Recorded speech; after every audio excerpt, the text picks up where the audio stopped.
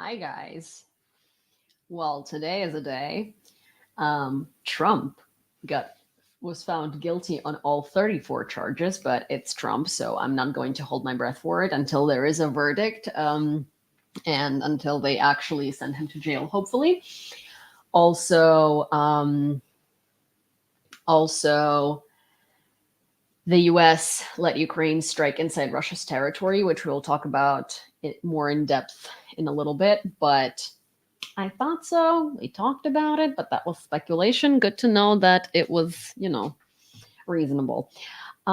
We also have to figure out the winner of the sweatshirt today, which I'm going to try and do by the end of the live, so stick around. My friend is visiting from Lviv. She is my childhood friend. We went to school together. And so I've been up on my feet most days, like very early and doing a lot of stuff. We went to a book fair today. Oh, I forgot that I need to bring my mic closer. We went to a book fair today, which is the largest book fair in Ukraine, I guess. It was really cool. Like all of the publishers, bookstores, everything was there. I found a really cool sticker, but I can't show it to you because it's on my phone already. But you will, I guess I can show you a picture of it. But so, you guys, thank you. Thank you, Super Hornet. Your ears. What's going on with your ears? Is it too loud? How about now? I decreased gain in half. So my I was at this book fair and there was like a support Azov stand, like an Azov One Foundation stand, and they had stickers of like different Azov servicemen, and there were only four. There were only four Azov people and Azov servicemen, and guess who one of them was? Torky Torque. So naturally, I bought a sticker, and it was like pay what you wish donation based because they're fundraising for. Oh, I think it's for EW equipment now. So yeah, so I got a sticker because I had to, and I sent it to Torque and was like, "You're everywhere," and he was like, "I didn't even know this was a thing." And I was like, "Well, it is." And I bought you for 500 hryvnias. Just FYI, that's how much you cost me. So yeah. Hi everyone on TikTok. Hi everyone on YouTube. Okay, hi John, hi Taz, hi Jack the Rocky, hi Niels, hi Gary, hi Ed, hi Nick, hi Carolyn, hi Pietro, hi Martin, hi Morgana Cat. Did I say hi Karen already? No, hi Karen. Hi Prexis. Who else? Who am I missing? I think I'm missing someone. Hi Grumpy. Hi Vilma. Hi Eva. Oh, that's awesome. Yeah, Kharkiv really needs help. Also, so you guys, we have for the next fundraiser. So I have so much news. For the next fundraiser, we actually have a rollover of $577 because Richard B donated $500 on Revolut 2 days before we closed the fundraiser, and I didn't see it because it's on Revolut. So for the next fundraiser, which I'm already trying to figure out what we're doing, we have a rollover of $577, which is a very nice donation. And also my EcoFlow is here. Okay, you know what? I will try to lift it and show it to you, but it is 45 pounds or 20 kilograms. It is 24 kilograms, so even more than 45 pounds. It is 24 freaking kilograms. And it was for pickup, not for delivery. So we had some interesting things we had to do. Also, it's plugged in. Oh, no, it's plugged in. Give me one sec. You know what? Here's what I'm gonna do. I'm not gonna pick it up. That's not a good idea. But what I'm gonna do, however, is, one sec. Oh my gosh.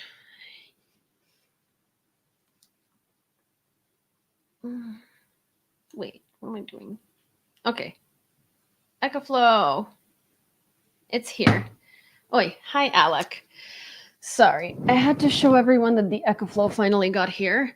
I didn't have a chance to use it yet, thankfully, but also part of me is like, and I'm not trying to like, I'm good with having electricity, but part of me is like, I kind of want to test it. How am I doing? I'm good, Yana. Also, here is for you on TikTok. This is the beast. It's called the EchoFlow. It's under my desk because this is the area where I'm, planning on probably needing it the most. So yes, this is the, this is my my most. What wattage is it? So it is EchoFlow. So its maximum is 4,800 because it has a boost technology. So so it's a really good one. Yeah. So it's more than 1250. I think it's 1800 and its maximum is 45 or 48. And also someone is asking me, do you like the Bronx or Kyiv more? I've never lived in the Bronx. I like don't I don't I love Kyiv, but also like I can't compare Kyiv to the Bronx because I've literally been to the Bronx maybe 3 or 4 times in my life. So I don't really know the Bronx that much. I don't know. This is a very strange question to ask. Like, are you asking me if I like Kyiv or New York City more? Because like I lived in Brooklyn. I love Brooklyn. I love Kyiv. Like I can't say what I love more. Both are home, but asking me like to compare the Bronx and Kyiv is weird, provided that I've never ever mentioned the Bronx ever. Well, Martin, these are shorts that I sleep in, and you don't see. It's kind of like a Zoom situation, where you don't necessarily normally see, people on camera, their pants and what they're wearing. But I had to,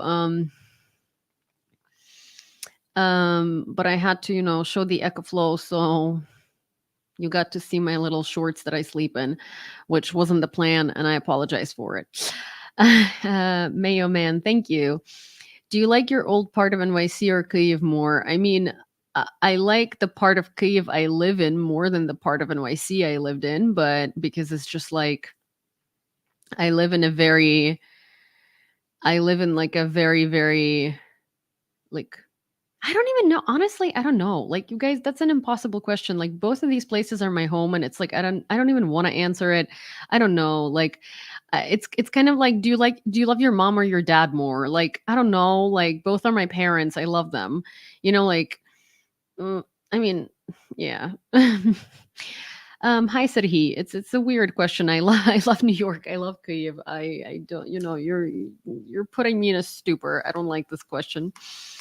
Anyways, how is everyone doing? How is everyone's day? I am so happy that Trump was found guilty on all 34 charges. I'm not holding my breath for him going to jail, but it will be a very sweet cherry on top of that cake that's been coming for so long. Hi Juju, hi Les. Hi Diane. Actually, let me try to see if I can.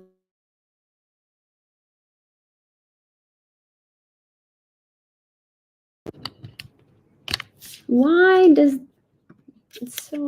1 second. Does this stupid thing sometimes where it says like your mic has been plugged off, and I'm like, no, it wasn't. Oh, thank you, Bombi. Wait, mic, yeah, okay. Kyiv doesn't have millennials charging $30 for a matcha latte yet. Well, there is no $30 matcha latte in New York either. At least I have never encountered one, but there are some ridiculous prices for Ukraine here as well. Thank you for resubscribing, Karine. I really appreciate that.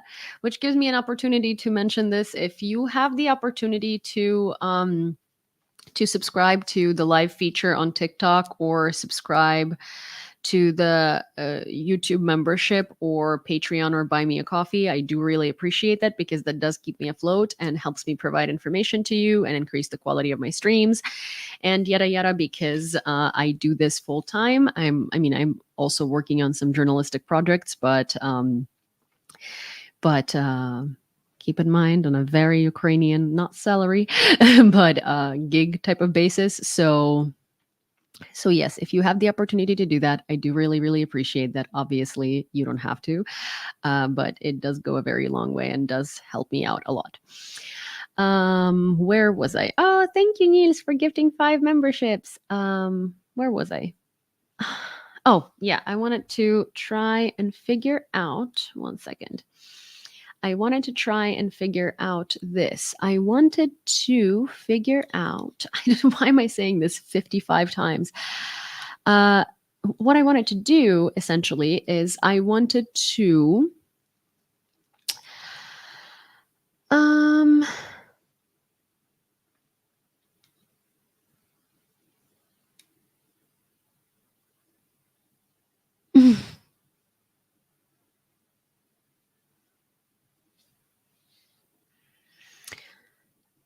one second. Here. Wheel. Okay. The thing is, I want to figure out who the winner is of the sweatshirt, but I need to plug in names many different times in a row. So we're probably going to do that by the end of the live, so we can figure out who got the Russia is the terrorist state sweatshirt. So there are quite a few people that have lots of tickets, like Richard. So I made an executive decision to actually count in Richard's donation, even though it's a rollover to the next fundraiser because we closed this one. But I made an executive decision to sort of give him the tickets for the raffle because he did donate it during the fundraiser still going. I just didn't know because it was on Revolut, which I didn't check at the time. So I found it out like afterwards. But I think he should still have the tickets. I don't know if he wanted the tickets, but I'm going to count him in for the tickets. And then also, if Chad has a lot of tickets. So does Martin. So does Jason. There are quite a few people actually that have quite a few tickets. And then there are a lot of people also with 1, 2, 3, 5 tickets as well. So yes, but I need to, the problem with like figuring out who won this is because it's not like on social media. I can't use a software that just goes onto your like TikTok and looks at your comments and like picks a random winner. I have to like put in each name as many times as they have tickets. Hi, Kathleen, and hi, Cheryl. I actually did add some donations together. Well, the 69 cent donations did not result in $20, but some of the $5 donations resulted in a couple of tickets because they added up together from audio producer, for example. So he has 2 or 3 tickets, I believe. So yeah, I did like if you donated a couple of times and it wasn't 20, so the ticket was $20, but if you didn't donate $20 at once, but you donated like $13 and then like $13 again, or if you donated like, I don't know, $10 and then $25 or something. So all of those added together. And there was someone who donated $57, but I made it 3 tickets because I mean, it's almost $60. So yeah, oh, no, Lynn, I have a spreadsheet. There is a spreadsheet. The thing is that I just need to, the spreadsheet says like name of the person, amount they donated, and the amount of tickets that they got from that donation. The issue is I need to put all of those names into a wheel, and some of these names are like you have 40 tickets, so I have to literally type out, like, let's say, let's give an example, David. Like I have to type out David like a million times, unless Rick actually, like, I need to ask him how he picks the winners randomly, because maybe he has just a better system, because that's what I know, like a wheel online. I'm actually going to ask Rick. I wonder, he's it's 1:35 a.m. He's probably asleep, right? um are you guys okay with waiting till tomorrow to figure out the winner then? Because I didn't even think of asking Rick. Thank you. Like, Lynn, you are a genius. He has a system. Yeah, so he probably has a way better system than I do.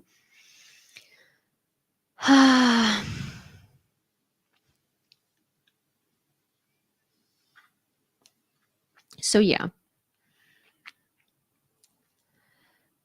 So yeah. You I found the wheel, but I still have to manually type out all the names. I can't just go like, one name and then say that say X60, for instance. I have to type the name out like 60 times if it's 60 tickets. So I'm going to ask Rick tomorrow. What he uses and go from there. So are you guys okay with the raffle being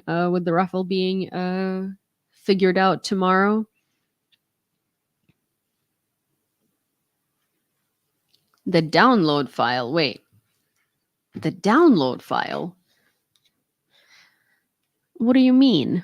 There is a download file that I can, but I can't put in a file in here. I can't like plug in a file.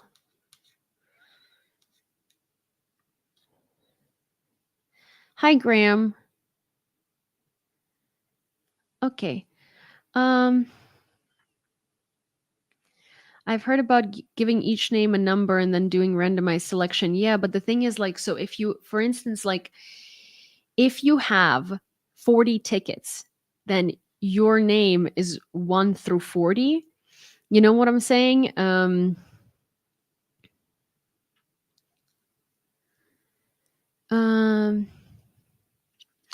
yeah, but you guys, some people are like 1 through 40, for instance, or like, okay. I'm clearly not prepared. I thought I would be, because I had like, well, John sent me the wheel and we have the spreadsheet which he helped me out with, because I'm incapable of making spreadsheets. I'm so ADHD and so bad at this. So huge thank you to him. But maybe but because I haven't actually had time to like sit down during the day and figure it out, because I have my friend with me, and so I haven't, like, we just got home roughly like an hour and 30 minutes ago, and we had to just, I mean, it's been a day and I spend a lot of the day on phone calls for like this new project that I'm doing. Anyways, I haven't had the time to sit down and figure it out in the past 3 days, because I have a friend here and I also have like, a lot of, I've been having a lot of work to do. Thank you, Karine. Thank you so much. So if you're okay with that, please give me one more day. And I will do that tomorrow, because I think if I try to rush into it today, it's just not going to be done right. And I really wanted to do it today. But truthfully, I've just been so busy with so many like little things that I just haven't had the time to, give it my all to figure out how this works.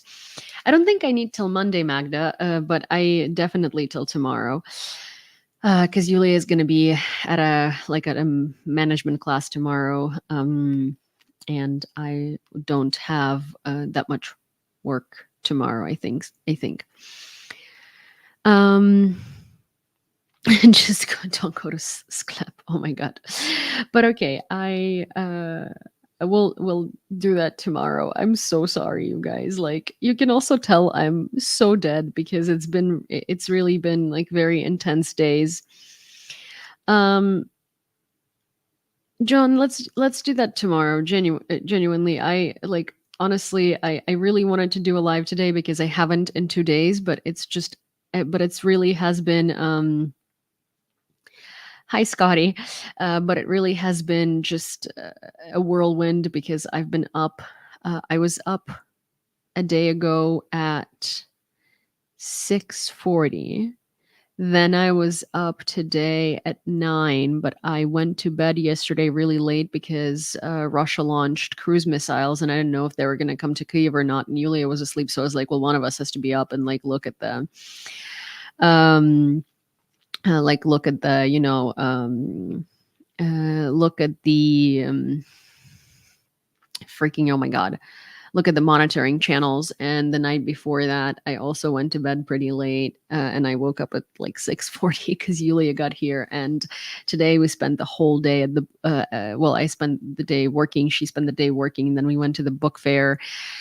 It was a whole thing. It was a really cool book fair. I actually edited a video about it. I just edited a video about it, and I need to do a voiceover for it. Okay.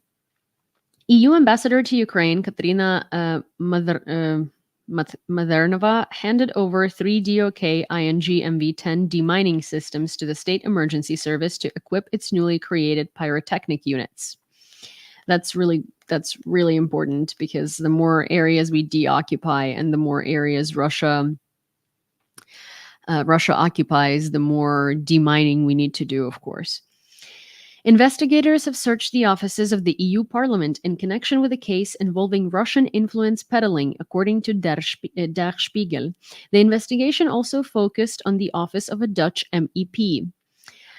The searches are reportedly related to the pro-Russian news portal Voice of Europe, which is suspected of being at the center of attempts to exert Russian influence. And this is what I mean when I say there's so many Russian agents in Europe, in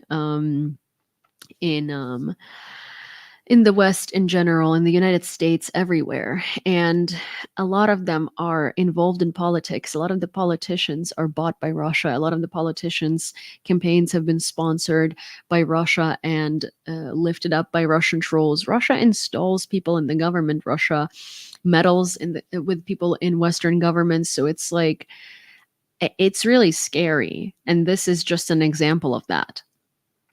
On a better note, China kind of stepped up a little bit, although I don't like to give them too much credit because, well, it's China. But Chinese company Alibaba has tightened conditions for Russian businesses by stopping the acceptance of rubles and halting the processing of the deliveries to Russia. The money already transferred to Alibaba will be returned. Artyom Bobtsov, an expert on the marketplace, noted that these restrictions could impact many suppliers. Russian businesses will need to figure out workarounds or transit schemes leading to higher prices. Experts believe that Alibaba's decision is likely due to the threat of secondary sanctions, which China has openly discussed. So this is big because ever since like most reasonable countries sanctioned Russia, their import is mostly from China, and also, of course, workarounds.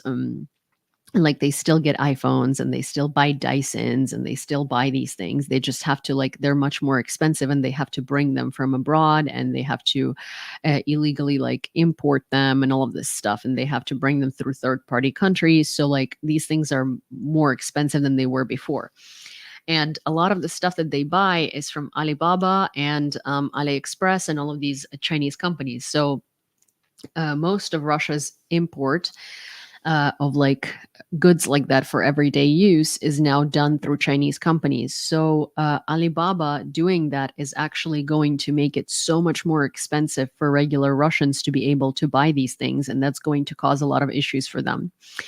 And this is really, really, really good. Chinese suppliers doing that is probably much more important than the US sanctioning Russia and the US cutting ties with Russia. Well, I mean, not not in general, but at this stage, it's much more important because this is going to blow up the prices of living in Russia for Russians who already can barely scrape by. And this is fantastic because, again, think about like toothbrushes, think about like furniture, everyday items, cute like little notebooks, like all of that is going to become less accessible, and a lot of it is going to become inaccessible because Russians have already had to substitute the things they were using before with things from China, because there is not like import from Germany or from France or from Poland or from Czech Republic or from other countries, right? So a lot of these goods are now limited to China, and imagine that these prices are going to blow up even more, probably like twice the price. And while they're cheap because they're Chinese, a lot of stores obviously resell them and they don't put like the Chinese bulk prices on them. On May 29th, the ban on entry of Russian tourists to Norway came into effect. Additionally, transit trips through Norway to other European countries are prohibited for Russians, as announced by the government in Oslo last week, according to Deutsche Welle. The Norwegian authorities specified that the ban does not apply to Russians who have a student or work visa, holders of a border residence card, residence permits in Schengen countries, or those traveling to Norway to visit relatives.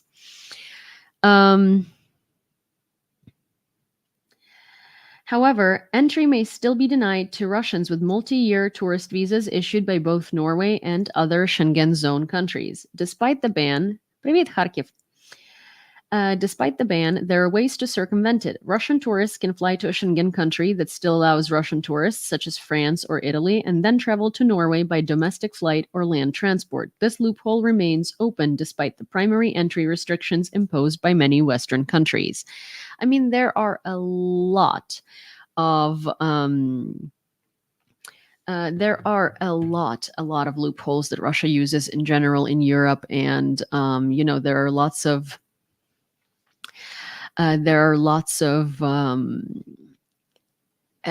kind of like first entry restrictions in Europe, and Europe is still full of Russians. It's so easy for them. Russians can still ask for an asylum in the US. Russian professors are still being sent to the US because culture.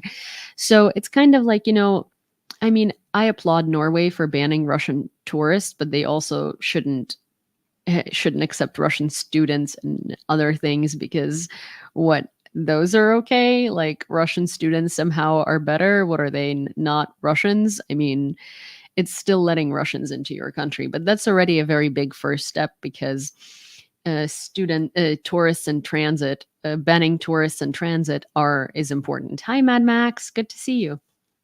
So yeah. Also, here is a message from General Grievous, and it says, I can definitely confirm this. Since the war started, I tracked AliExpress stores specifically that sell military fatigues, tactical pants, boots, etc. I saw many reviews and pictures of Russian mobilized men. Yes. Also, this is an answer to United Europe's comment that says it doesn't only affect the Russian public, they also get military equipment there, like boots and camo clothing. They do, but the thing is, like, China sells Russia lethal weapons. Okay, so I think that if they need military boots and all that stuff, the Chinese government can buy it from Alibaba and then, send their planes to Russia to deliver it. So I don't think that the military is going to be that affected by it, unless it's like individuals. Hi, Antelopes. Unless it's like individuals buying them for their relatives or someone at the front that they know. Because come on, Russia and China are still so incredibly close. And China is still such a big player in this situation. I don't think there are going to be that many issues with Russian military, particularly because they cooperate.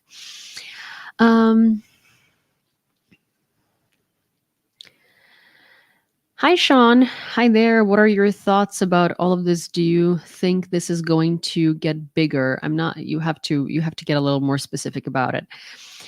I don't know what it is that you're referring to. You need to give me a little more here. This is a very vague question, especially coming in the middle of a sentence. Thank you, Ozzy. Thank you for the super sticker. I really appreciate it. Um, Olaf Scholz advocates allowing Ukraine to use Western weapons on territory of Russia, says Politico. The German government is cautiously backing away from its objections to allowing Ukraine to use Western weapons to strike military targets in Russia, a source familiar with the government's position said. So we found out today, about 3 to 4 hours ago, Reuters broke the story that Biden actually secretly allowed Ukraine to use American-made weapons or Western-made weapons on the territory of Russia some time ago, which is something I speculated about a couple of lives ago and this entire time. But of course, I did say it was a major speculation because I have no proof, and it's just something that I think would be reasonable, and the U.S. just wouldn't want to say that they allow that. Hi, Anthony. Hi, Lewin Rims. No, we haven't talked about that yet. So it's good. They only allowed us allegedly for now to use the weapons in limited areas along the Kharkiv border. But that's a start. And 13 hours ago, before this story broke, there was another story that broke that said that Biden is nearing lifting the ban on using Western weapons. So here's the thing: if they already are allowing us to strike Russia in general after such backlash, and now that Scholz is changing his tune, I think they're going to allow us to strike Russia in general. First of all, they also want to kind of see what's going to happen if Ukraine uses Western weapons to strike Russia. So I think they're just, it's cautious. It's kind of like what they do with everything, right? They're like, oh, we're not going to give you Abrams, but we're going to give you some other tank maybe 7 months from now. And then they deliberate and they say no. Then they're like, maybe. Then they're like, okay, but not the tanks you're asking for, other tanks. And then magically the tanks we did ask for appear in our territory, and then the US announces that they're going to include them in the aid package. So I do think that the limitation for Kharkiv is really temporary, and I think that it is going to include other obviously not like Russian civilian objects, which is not something you want to strike to begin with, but they're definitely going to include other military objects. So I'm shocked someone pronounced my name right. Thank you. Oh, that's awesome. I'm glad I did. So something else I was gonna say. There was another question. Oh, someone was asking, do you think this war will go to World War III? We are in World War III, and I mean, here's the thing. I think a lot of people are going to be like, oh my gosh, what are you, crazy? We are not in World War III. Blah blah blah. It's a hybrid war. I say this and I stand by this. You don't need to have tanks rolling into your countries for Russia to have invaded you. Russia is already installing politicians worldwide. Russia is meddling in politics worldwide. We are in World War III because it is the West against the East. And it is, and I mean that not in Ukraine, I mean that worldwide. And it's basically democracy against dictatorships and fascism. All of the world superpowers are involved in this war. And I understand that you think World War III is only if they're like boots on the ground, but that's not how it is, because we live in 2024. It's drone warfare. It's information warfare. It's a hybrid war. And Russia has been running this for years. It's just that no one has been paying attention to it because it's like people and politicians wanted to stay oblivious. And people and politicians wanted to pretend like it isn't happening because, oh, how could Russia just install all of these people in our country? And then you have, Trump and the likes. In the US, you have Fico in Slovakia. You have Orban in Hungary, you had Giorgia Meloni over there definitely was like a Russian asset, but then took the money, won the election, and turned 180 and was like, "No thanks, everyone hates you." So I we are in World War III already. It's just the thing is, if the West lets Ukraine, um, if the West lets Ukraine fall, that's when you're going to see World War III that you imagine, with boots on the ground and Russia invading other countries and NATO having to intervene. If the West doesn't let Ukraine fall, then World War III is going to be limited to the battlefield in Ukraine. If you think of World War II and you think of 1938, people also didn't think they were in World War II. Americans were like, why attack Hitler if Hitler didn't attack us? This is a local European issue. Let them be. Like, World War II did not start from the first day and it was like all countries against each other, guns blazing. Like, no. It started with Czech Republic. It started with Poland. It started with Russia and Germany doing a lot of really awful shit. And all of that was like kind of unrecognized by other countries because they were just like, not our problem. And this is kind of what it is now. People are like, not our problem. I also wrote, I wrote a post on Twitter that kind of went quite viral, and people are really like, there are lots of Russian trolls in the comments. There are lots of people that are very sensitive and very bitter, but I think that this post is very important. I see a lot of people a lot of people who defend, who are Palestine supporters, look for every single excuse to not support Ukraine. And I wanted to point out the hypocrisy here, right? Because I see Palestinian supporters literally support Russia. And I don't get that. Like, I genuinely don't get that. And all the reasoning is like anything under the sun. And yesterday there was this post that was viral literally in every social media, and it was all eyes on Raffle. And I thought it was such a hypocritical post because, yes, bring attention to what's happening in Gaza, but all eyes on Raffle. So no eyes on Ukraine, no eyes on other places that are suffering. Like, you're dismissing that there are. It's like, it's not like, oh, other things are just small, and this is the thing that's happening to Palestine. Like, no, there are like 50 Palestines, 50 Gazas happening in Ukraine. But I'm not trying to compare who's more important or not, but it's like, no, all eyes on this and all eyes on that and all eyes on that. Like, people pay attention to everything. So I wrote this post, and oh my gosh, it has like 96K views, and which for Twitter is insane, and like 4.2 thousand likes and so many quotes and reposts and stuff.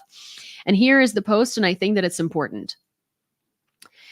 This post is for the crowd that calls Gaza a genocide but completely dismisses Ukraine, supports Palestine but completely dismisses Ukraine. I hear, well, the whole strip is razed while Ukrainians drink coffee.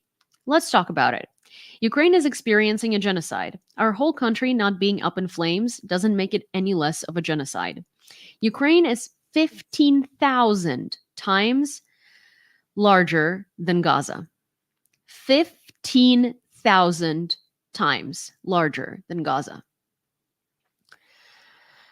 Russia leveled Mariupol, Severodonetsk, Bakhmut, Soledar, Mariinka, Avdiivka, and most recently, actually a few days ago, Vovchansk, to name just a few. Each of these cities were destroyed completely, just like Gaza. Ukraine is the largest country in Europe. Actually, more than Gaza, but we're not going to do that here. Ukraine is the largest country in Europe. 20% of our territory is occupied. That's about the size of Denmark. So now put it in perspective how much Russia has completely wiped off the face of the earth. Hint, at least a medium European country size worth of cities and towns. Deoccupied territories are mined for 50 years into the future, to put it modestly. Museums, books, culture destroyed. Kids and adults are kidnapped and put into what Russia calls filtration of loyalty to Russia camps aka modern-day concentration camps. Stop being a hypocrite. If you call events in Gaza a genocide, stop looking for excuses as to why not give the same name to what Russia is doing in Ukraine.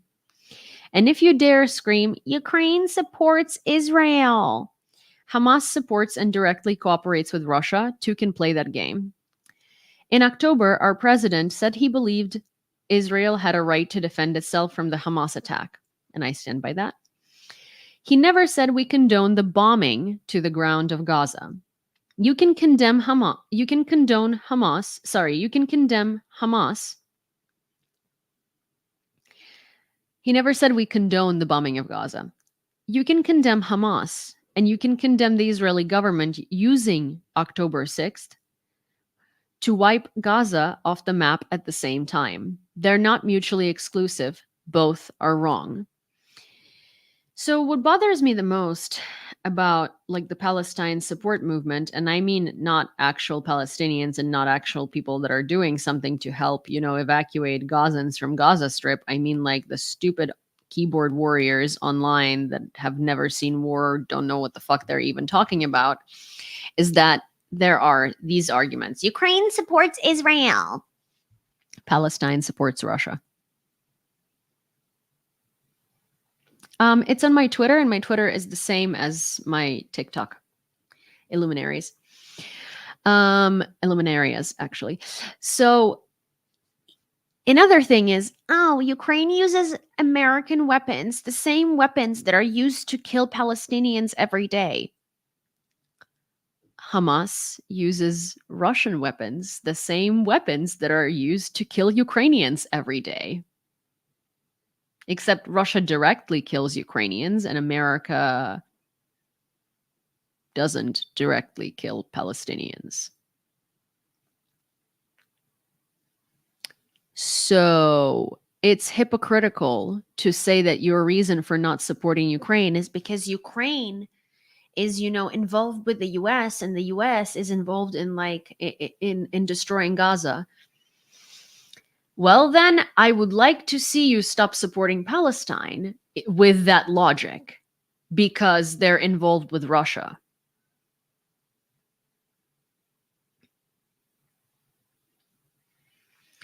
My rationale, also, rationale is spelled with an E at the end after the L. You're welcome. And my rationale does work because I'm pointing out the hypocrisy of saying you support Palestine and think it's a genocide, and you don't support Ukraine because Ukraine uses weapons given by the US that kills people in Palestine. Well, Palestine uses weapons supplied by Russia that kills people in Ukraine. So if that's your logic, then you shouldn't support Palestine either. But if you support Palestine regardless of that, then fucking support Ukraine regardless of who gives us weapons as well. Because it's a genocide and we kind of have to defend ourselves. Get it? Anyways, take that troll out, please. I'm not in the mood today. I'm too tired. Sorry. Pentagon opens ammunition factory in Texas to keep arms supplied to Ukraine. New York Times reported. The factory under construction in Mesquite, Texas, will soon produce 30,000 155 millimeter artillery shells per month, roughly double the current U.S. production capacity. In particular, they should cover Ukraine's needs to counter Russian forces. To keep Ukraine's artillery crews supplied, the Pentagon set a production target last year of 100,000 shells per month by the end of 2025. However, the launch of a single new factory may not be enough to change the outcome of the fighting in Ukraine's favor. The steady increase of artillery ammunition production is significant for long-term U.S. and Ukrainian needs, said Michael Kaufman, an expert on the Russian military and a senior fellow at the Carnegie Endowment for International Peace. But even in the best-case scenario, I would say those late 2025 output targets will arrive late in this war, and it is likely that Russian artillery output will still be higher than the US and Europe combined at this point. So this is great because that'll help Ukraine a lot, and I don't necessarily, agree with Kaufman that much. Also, this will create a lot of American jobs. So for those So for those of that crowd that screams like, "Oh my gosh, the US is now opening factories to support Ukraine." Jobs. That means jobs. Jobs. Hi, Robert. Why Ukraine don't just target the manufacturing of weapons in Russia? Because the manufacturing of weapons in Russia is in the most remote areas in Russia, super far east. And until we got long range weapons a little while ago, we couldn't do that. And now we can't do that because we are banned from using those long range weapons on the territory of Russia. I would pay $1 bajillion to see a podcast done with Michael Kaufman. Why? Why? I mean, like, as in, like, walk me through it. The United States does not restrict Ukraine from using American air defense systems to shoot down Russian aircraft over the Russian territory. The Washington Post citing U.S. Secretary of State Anthony Blinken. Yeah, Tony. The thing is, that's great and reasonable, and also shouldn't even be a question. But that's not the problem. The problem is using these long range weapons, long range artillery, to strike far behind enemy lines and, in fact, strike their production facilities, because that's something we should be able to do. Thank you, Zero, because that'll slow down Russia. That'll really slow down Russia. Lynn, the buy me a coffee link is right on the screen too. Thank you for asking. Hamas is every bit as genocidal in its intentions as Russia. Their Infowar playbook is aimed far more at the left than the right, though. Yeah, I mean, like, I do not support Hamas by any means. Like, I was actually fighting with someone today, and they were a Palestinian supporter, but like one of those, like, I mean, they're not a Palestinian supporter. They're just like a freaking person online that, spends their time yelling at other people. They don't actually do anything productive to support anyone. But but their whole thing was like, I was like, so yeah, you support Palestine because it's a genocide. Why don't you support Ukraine then? Isn't that a tad bit hypocritical? And this girl was like, I'll start supporting Ukraine when you start supporting Hamas. And I'm like, well, that's never going to happen, because I do believe that Palestinians have a right to self-determination. I do believe they should be able to live without bombs falling on their heads. But I also don't think that, like, Israelis need to be eradicated. I think that both have the right to exist. I condemn Hamas, and I also absolutely fucking despise Netanyahu and think he's like one of the worst people alive, and his government. So it's like, yeah, both. And I will not support Hamas, but I will support the innocent people that are suffering from both Hamas and Netanyahu. Like, yeah.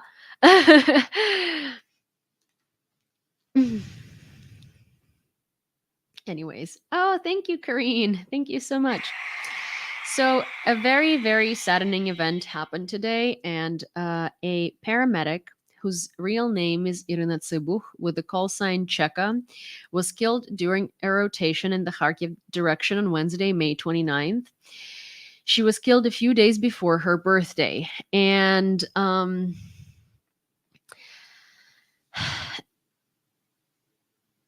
so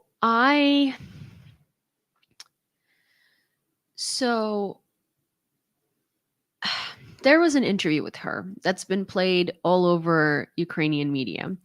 And this interview was about her, about like what she sees in the future, right? And she was saying she wants children. She wants a really big, like, backyard where she can grow vegetables and she can have like a garden, and she was talking about all of these things that she wants to do.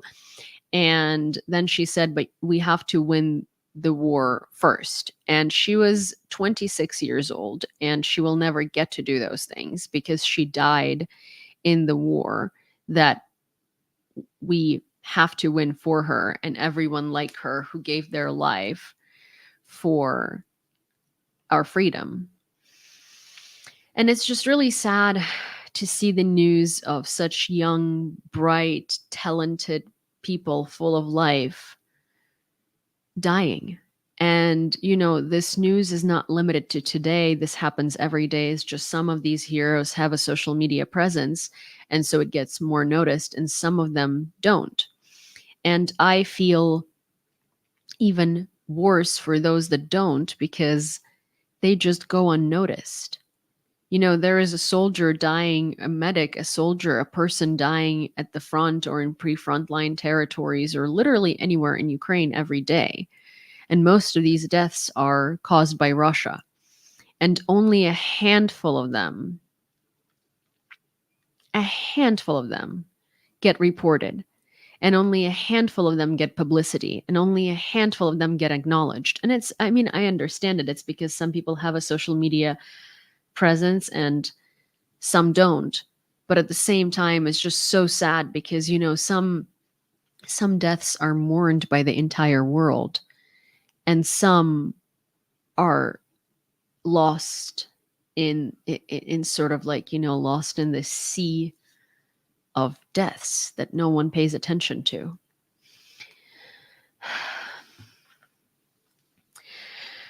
Germany called for speeding up the negotiation framework for Ukraine's accession to the EU. German State Minister for European Affairs, Anna Luhrmann, stated that Ukraine has fulfilled all the reform requirements to start negotiations on joining the EU.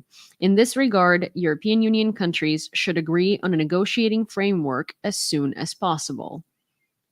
Thankfully, someone is advocating for it, because it is about time. And it's also, if Ukraine joins the EU, it's going to simplify import and export and borders, and there is not going to be things stuck at the Polish border like, an EcoFlow or drones, because there is not going to be a border security that tight. Denmark allows Ukraine to use its F-16s against targets in Russia. Danish Foreign Minister Lars Løkke Rasmussen. This is not a new statement. It is part of the transfer. When we discussed this with our Foreign Affairs Committee in the Danish Parliament, we made it clear from the very beginning that this is part of self-defense, so that it will also be possible to attack military targets on the aggressor's territory.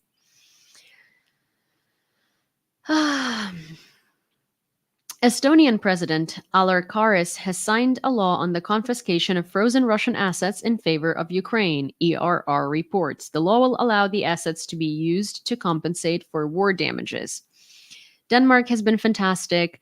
Estonia has been fantastic. Latvia and Lithuania have been fantastic. There have been a lot of countries, especially those that understand what Russia is like, that obviously have no restrictions on Ukraine's weapons use. The EU Council approved additional duties on grains, oilseeds, and their processed products from Russia and Belarus. Finally, because, the little stunt in Poland, the grain protests that were so backed and so sponsored by the far-right party in Poland, and some of the farmers were actually FSB agents on staff with the FSB. The duties will be €95 per ton for grains and 50% of the import value for oilseeds and their processed products. And, meanwhile, none of these farmers had any problems with Russian transit. This should effectively stop its exports to Europe, deprive the aggressor of profits, and help stabilize the European market.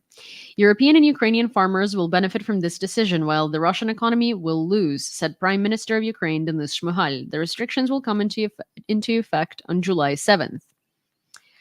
Czech Foreign Minister Jan Lipavsky, who's hosting a NATO ministerial meeting in Prague these days, has announced a list of steps the alliance should take in its relations with the Kremlin.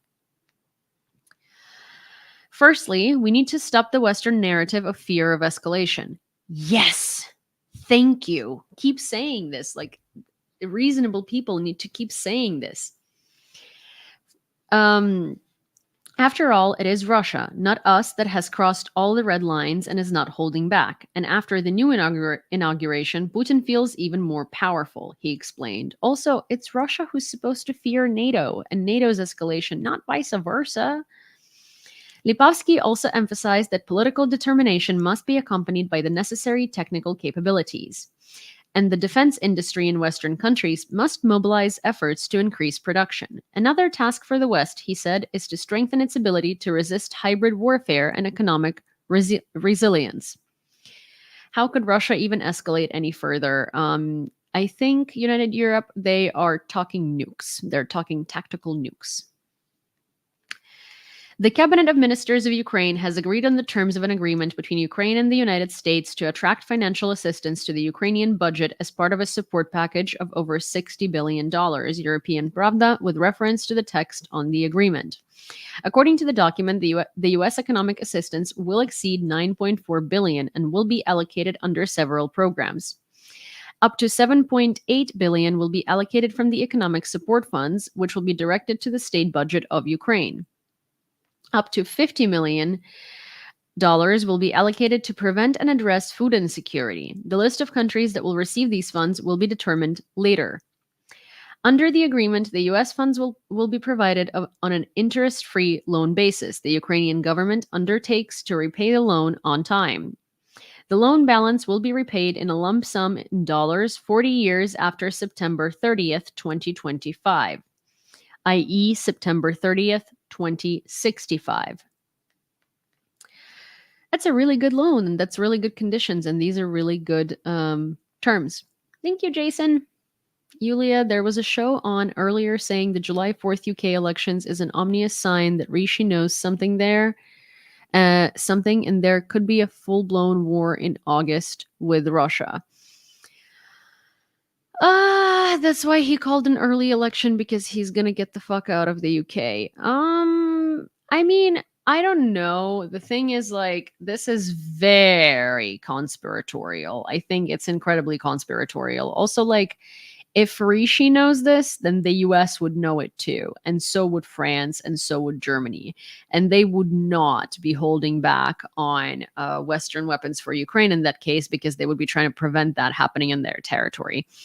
I think it's quite, like, it's very out there to, I think that is like tinfoil hat conspiracy in a way.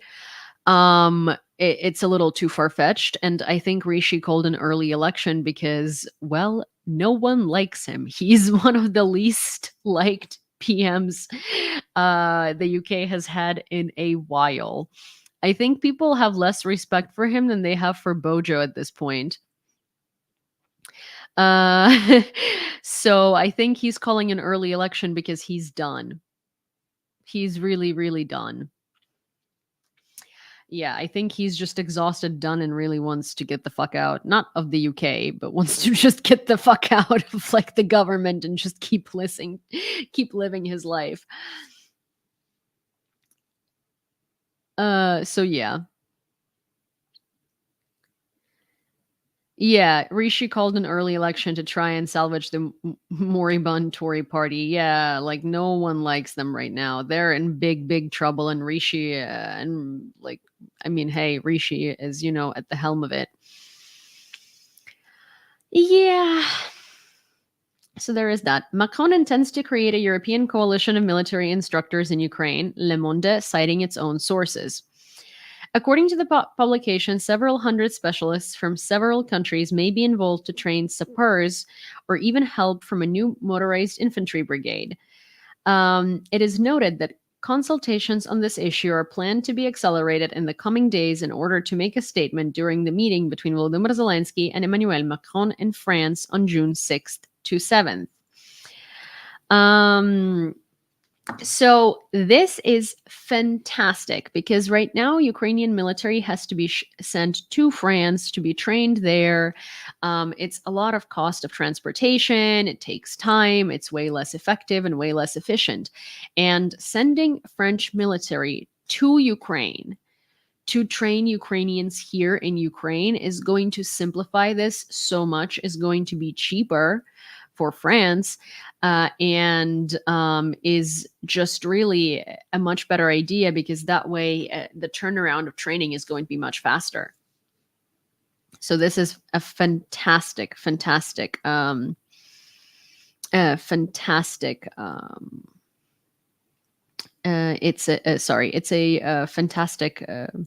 it's fantastic news.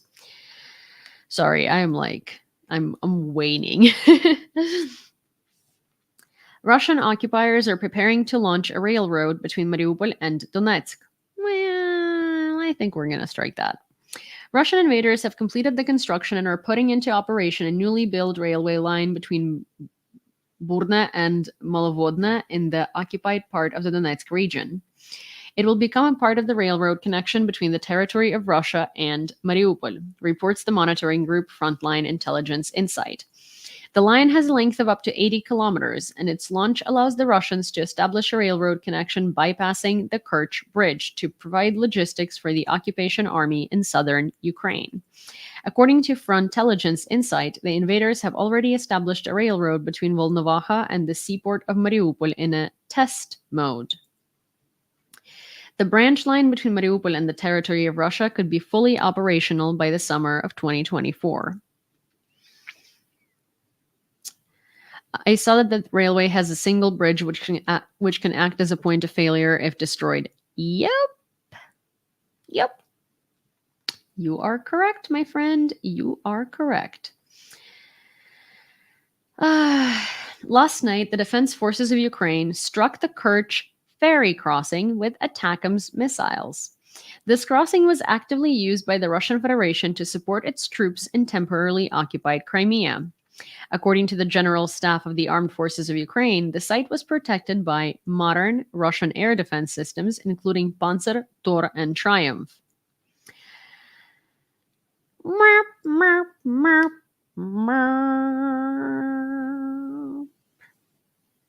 Aw, sad. The Kerch Bridge is not operational. The Kerch ferry crossing is not operational.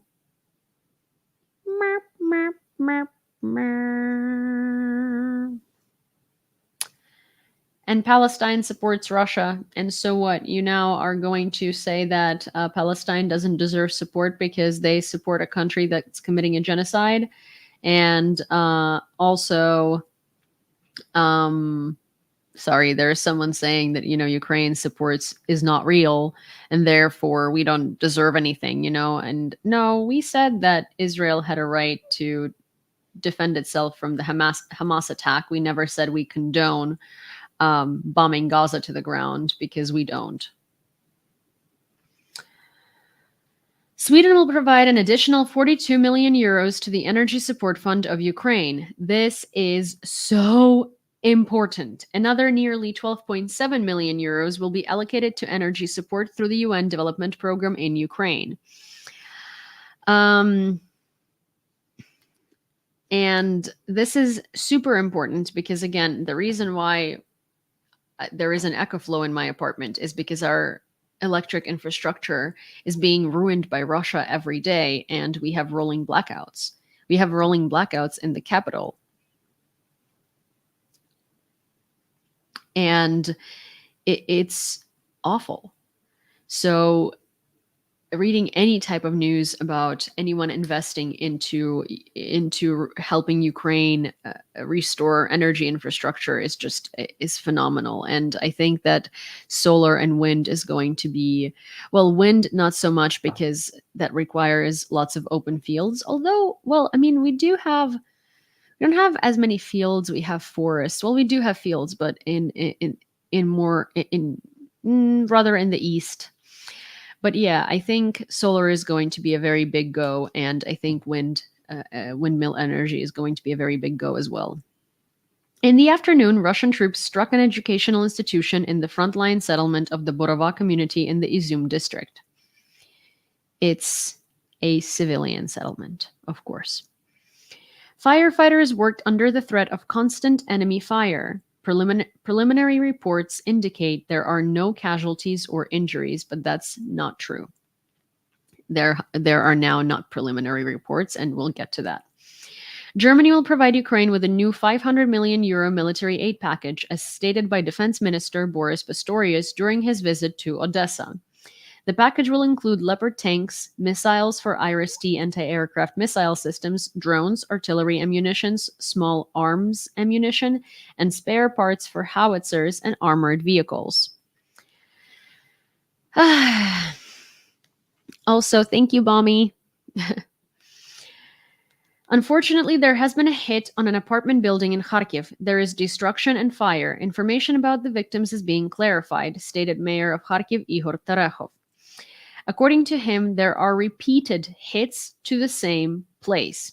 According to the State Emergency Service, there may be people under the rubble of a 5-story building. At this moment, it is known about one injured person who was hospitalized in a medical institution. Rescue operations and liquidation of the fire are ongoing. The number of people injured as a result of the Russian strike on Kharkiv increased to 8 people. Unfortunately, one person was killed. Among the victims is a 12-year-old girl who was hospitalized. Also, this is still an ongoing search and rescue operation, so it's going to keep getting worse, unfortunately. Anytime that there is an apartment building struck or some sort of, or a store or something, and they say preliminarily there are no victims, it's because preliminary assumptions are usually, they're not accurate. And there are always so many people under the rubble. You guys, it's 2:25 and I am going to go in a minute, but I want to end this live on a good note, and I want to show you something really cool that I got today at the book fair. I did not get any books, but I got a calligraphy book, which is basically this like training manual for old Ukrainian calligraphy, which I find so cool. So sort of like it's not Kyiv Rus Times. Heroyam Slava. It's not Kyiv Rus Times per se, but it's close. There, well, actually, no, it is Kyiv Rus Times calligraphy. But the thing is, there are different styles. So there is fast calligraphy, and then there was like, official calligraphy, or like what's its face? Not official, but rather like rather formal calligraphy, right? And that thing is like not even gonna try. But the fast calligraphy, let me show you what they considered fast writing in the times of Kyiv and Rus.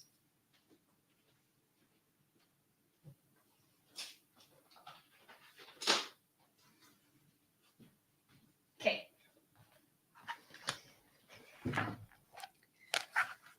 This is the fast calligraphy style, traditional Ukrainian fast calligraphy style. These are letters that people wrote fast.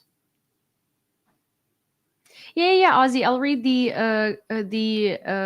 quote of the day once I'm done. Once I'm done with this. Thank you, Armin, for reminding me. So here's a fun page. This page basically says, try emulating this calligraphy before and after you've like done the course, right? You've done the whole like thing. And so this is what they wrote, right? Like how it's supposed to look. And this is me trying to replicate it before I ever tried these things. And then this is going to be doing the same thing after I had done the course. So interesting. I'm excited. Then this is also traditional Ukrainian calligraphy, but in like but instead of a fountain pen, it's a brush pen. So this one teaches you how to write like that, which is the same style, but with a different instrument, basically. And I thought this was like so cool. I don't know, let me show you. So supposedly, oh, hi, Giddy. Where did I buy such an album? So Yewleea Calligraphy School. So they're a school of calligraphy in Ukraine. And I might actually take courses with them at some point. Yeah, it was at a book fair today. They just had a stand there and they were selling their calligraphy books and some calligraphy pens and stuff like that.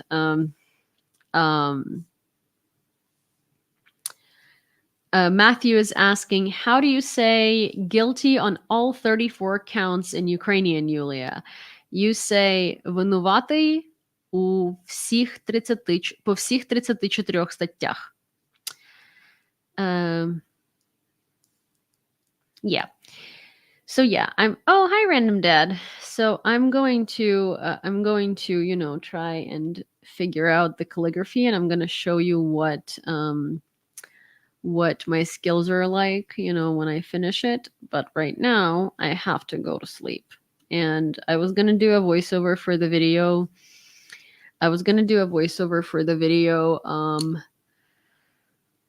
Oh my gosh, for the video about the book fair, but I think I'm going to do that tomorrow.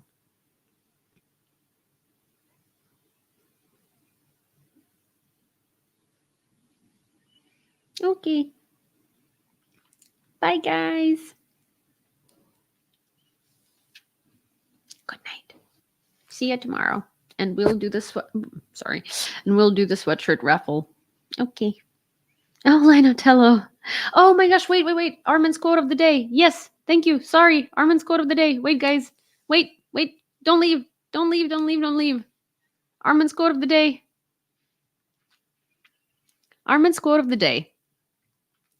War is cruelty and you cannot refine it. General William Tecumseh Sherman.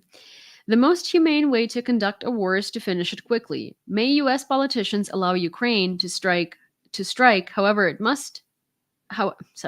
May U.S. politicians allow Ukraine to strike however it must to end this tragedy as quickly as possible. And I think this is a fantastic quote to end the live with. I think it's great. Okay, guys. Good night. See you tomorrow. Bye.